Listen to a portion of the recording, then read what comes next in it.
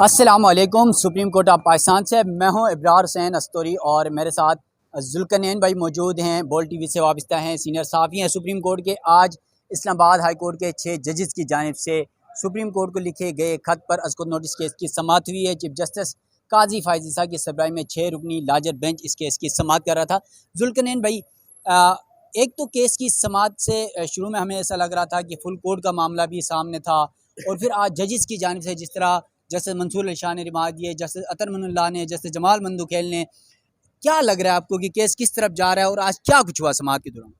देखिए, सबसे पहले तो जो टटू तत्ते तवे में बैठे टप रहे थे कि जनाब वो जी जज छे इतने मजलूम है, सानू बचा लो, हम कुछ नहीं कर सकते, ये वो इस किस्म की बकवासियात जो कर रहे थे, उनको आज यकीनन तसल्ली और तशफ़ी हुई होगी जब बाकी हाई कोर्ट के जजों ने भी कहा कि नहीं जी ये मामला तो है और हो भी रहा है। खासकर KP के और बलूचिस्तान से बड़े ख़तरनाक किस्म के रिस्पॉन्स आए हैं। KP के वाले तो यहाँ तक कहा कि जी पॉलिटिकल केस में फैसला हमने जो कहा जा रहा था वो नहीं किया, बात नहीं मानी, प्रेशर नहीं लिया, तो हमें अफगानिस्तान से नॉन स्टेट एक्टर्स यानी दहशत गर्दों की जानिब से कत्ल की धमकियाँ मिली उन जजेस को जिन्होंने बात नहीं मानी थी। तो वो जो बड़ा टप रहे थे कि जनाब वो जज बड़े ऐसे हैं, तो हाई कोर्ट वाले बाबर सत्तार के खिलाफ मुहिम चल रही है, बाकियों के खिलाफ भी मोहसिन अख्तर कियानी साहब के खिलाफ रेफरेंस आ रहा है। वो सारों को इससे तशफ़ी तो हो जानी चाहिए कि तो पूरे पाकिस्तान का मसला है। डिस्ट्रिक्ट जुडिशरी ने जो अपनी तजावीज़ अलग से दी हैं कि जी वो उन्होंने भी बताया कि मसला तो है, इंटरफेरेंस तो हो रही है। तो सारे जज जब पूरे पाकिस्तान की जुडिशरी कह रही है तो कोई 4 टट्टू अगर कहें कि नहीं हो रही तो उससे फ़र्क नहीं पड़ता मेरा ख्याल है। और आज जो 6 रुकनी बेंच था उसमें भी आप देखें कि 4 लोग एक साइड पे थे, जस्टिस मंसूर अली शाह, जस्टिस जमाल मंदोखेल, अतर मिनला साहब और नईम अख्तर अफगान साहब, ये 4 एक साइड पे थे, 2 एक साइड पे थे।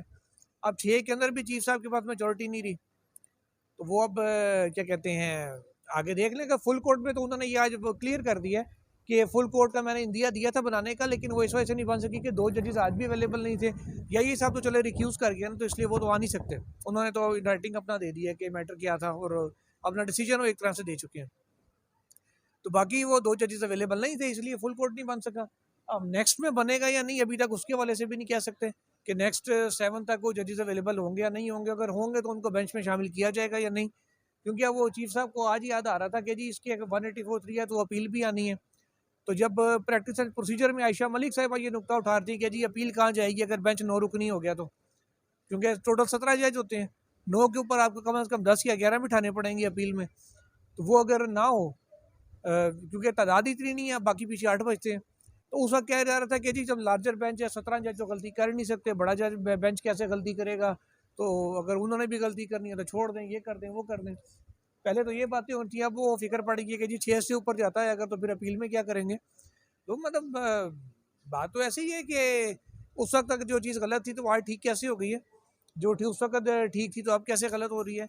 अब इनको अब सोचना पड़ेगा कि आगे किस चलेंगे किस तरीके से। वफाकी हुकूमत को नोटिस किया गया, उनसे कहा गया अपनी तजावीज़ भी दें और अपना जवाब भी 6 जजेस के लेटर के ऊपर जमा कराएं। साथ ही साथ ये भी कहा गया कि अगर किसी इंटेलिजेंस एजेंसी के ऊपर इल्ज़ाम है तो वो अटॉर्नी जनरल के थ्रू उसको भी अपना जवाब फाइल करना चाहिए अलग से। और वफाकी हुकूमत को कहा कि तजावीज़ भी आप दें कि आपके माइंड में क्या है, इस मसले का क्या हल होना चाहिए। अतर मिनला साहब ने प्रेस कॉन्फ्रेंस का हवाला दिया जो अटॉर्नी जनरल ऑफ पाकिस्तान ने की थी लॉ मिनिस्टर के साथ बैठ के। उसमें उन्होंने कहा जी कहा गया था जजों ने कोड ऑफ कंडक्ट की खिलाफ वर्जी की है और आप उसके साथ बैठे हुए थे। उन्होंने कहा जी नहीं, अटॉर्नी जनरल ने आज लॉ मिनिस्टर को गलत करार दे दिया।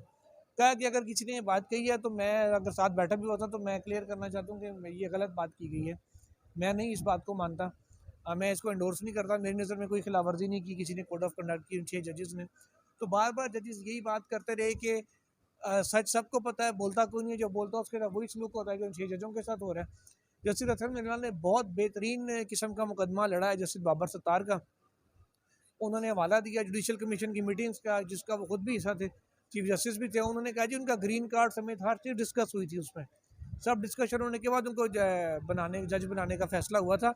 हुकूमती इदारों से ये पर्सनल इंफॉर्मेशन जज की फैमिली की निकल रही है, और जो JIT बनाई थी अदलिया के खिलाफ मुहिम पे, उस JIT ने कोई एक्शन नहीं लिया। क्यों? क्योंकि सारे वो जो हुकूमती सहाफ़ी थे या हुकूमती आशीर्वाद वाले थे, सारी कंपेन वो चला रहे थे। अब अपने बंदों से जिनसे कंपेन चलवा रहे हैं उनके खिलाफ एक्शन तो नहीं लेना, वो तो सिर्फ मेरे और आप जैसों के लिए था। JIT तो हम जैसों के लिए बनी थी, जो ये कहते हैं कि जनाब ये अदालत ने गलत कर दिया, तो ऐसा फ़ैसला नहीं होना चाहिए, जो फ़ैसले पे तनकीद करते हैं। जीआईटी तो उनके लिए बनी थी। तो बहरहाल आज काफ़ी लेदे हुई है, और जिस अंदाज में सवालात उठाए हैं जस्टिस मंसूर अली शाह ने, जस्टिस अतहर मिनल्ला ने, जस्टिस नईम अख्तर अफ़गान ने तो यहाँ तक कहा है कि ये इंटेलिजेंस एजेंसीज 3 में उन्होंने नाम लिए, ISI का, IB का और MI का, और कहा कि ये 3 जब बनी थी तो किसी लॉ के तहत बनी होंगी। वो किस लॉ के तहत बनी है अगली समात पे हमें वो भी बताएं, लॉ भी हमें दें, और ये भी बताएं कि इनका बनाने का मकसद क्या था। और अगर कोई इनका एहलकार या इनका कोई अफसर या इनका कोई बंदा अपनी हदूद से तजावज़ करके मुदाखलत करता है दूसरे के काम में, तो उसके लिए उसमें क्या लॉ में सज़ा है, उसका पेनल्टी क्या है, उसका तरीकाकार क्या है, तो उससे भी हमें आगाह करें। अब देखते हैं अटॉर्नी जनरल साहब क्या बताते हैं नेक्स्ट हियरिंग पे, उनके पास बताने के लिए क्या है।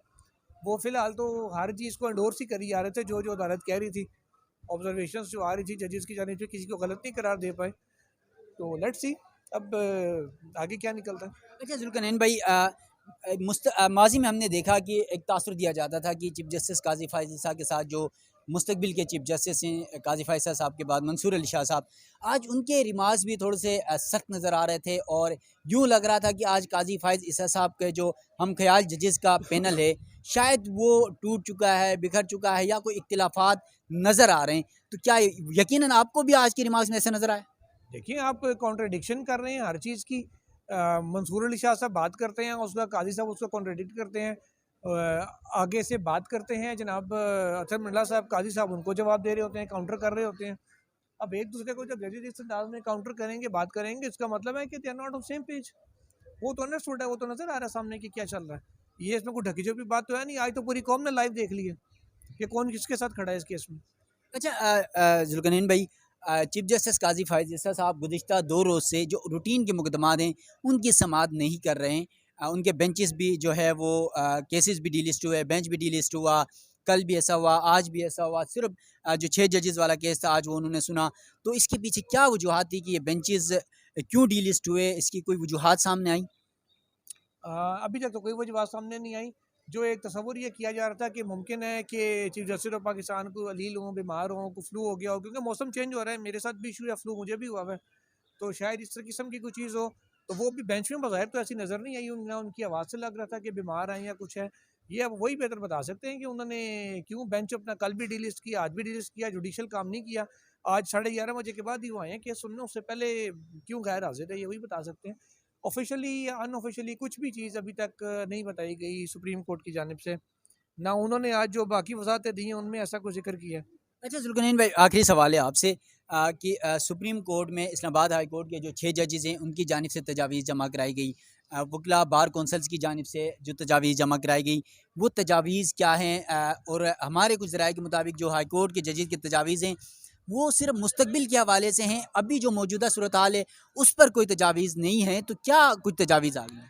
देखिए उन्होंने मौजूदा में तो ये लिख दिया ना कि सुप्रीम जुडिशल काउंसिल तय करे कि उसमें कोड ऑफ कंडक्ट में तरमीम करे, हमें बताएं हमें क्या करना चाहिए, गाइड करे। मौजूदा में उनको समझ आ रही होती क्या करना, तो वो खुद ना कर देते। वो इनको कहते कि जी आप ये करें, उन्होंने वाक़यात अपने बता दिए कि हाँ जी हमारे साथ ये मसाइल हुए हैं, सब ने कह दिया मसाइल हो रहे हैं।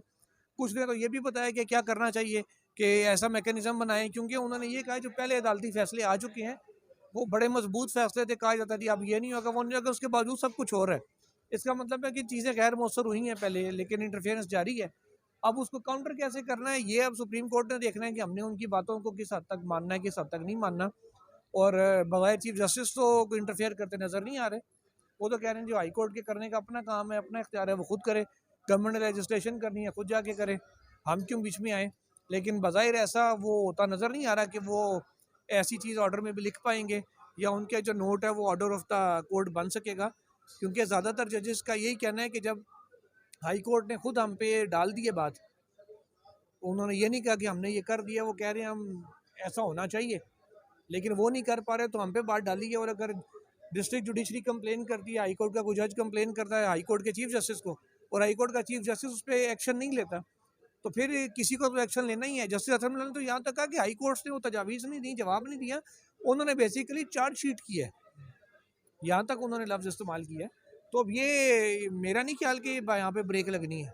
चलिए, थैंक यू। यकीनन जुल्करनैन भाई मेरे साथ मौजूद थे, सुप्रीम कोर्ट के सीनियर साफ़ी हैं। और ये इस वक्त आप मेरे बैक साइड पे देख सकते हैं कि तमाम मीडिया चैनल्स के जो रिपोर्टर्स हैं इस वक्त 6 जजेस के हवाले से जो एजेंसियों पर इल्ज़ामात थे, जिस पर मुबीना तौर पर अदलिया में मुदाखलत के हवाले से, उस ख़त के मामले पर आज दूसरी समाअत थी। चीफ जस्टिस काजी फ़ाइज़ की सरबराही में 6 रुकनी लार्जर बेंच इस अहम केस की समाअत कर रहा था। और इस समाअत के बाद जो मामला था, अदालत ने आज अपना हुक्मनामा भी लिखवाया, वफाकी हुकूमत से तजावीज़ तलब की हैं इस मामले पर क्या कुछ होना चाहिए। और जो एजेंसियां हैं उनके रूल्स के हवाले से भी जस्टिस नईम अख्तर अफ़गान की जानिब से कहा गया कि वो भी हमें बताएं कि ये किस कानून के तहत बनी थी। और इसके साथ साथ सुप्रीम कोर्ट ने जो समाअत है वो 7 मई तक मुलतवी कर दी है। अब 7 मई को इस केस की दोबारा समाअत होगी, तीसरी समाअत होगी, तो क्या कुछ होने जा रहा है। और फिर जो एक बात थी 6 जजेस केस सुनेंगे या फुल कोर्ट बनेगा, उस हवाले से आज जजेस ने, चीफ जस्टिस काजी फ़ाइज़ ने ये बात क्लियर कर दी कि 6 जजेस ही इस मुकदमे को सुनेंगे। तो अब देखना यह है कि अगली समाअत में क्या कुछ होता है। सुप्रीम कोर्ट से अपने मेज़बान इब्रार हुसैन अस्त्री को दीजिएगा इजाज़त। अल्लाह हाफ़िज़।